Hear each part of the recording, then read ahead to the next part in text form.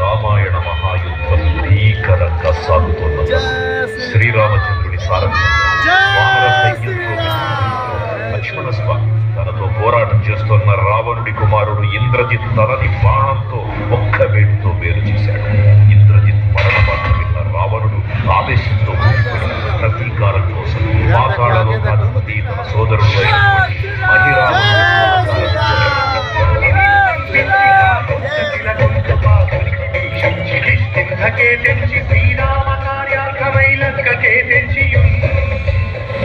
ఆ జీవి మకర ధ్వజుడు అనే తన పుత్రుడు మహాసముద్రాన్ని దాటుతున్నది.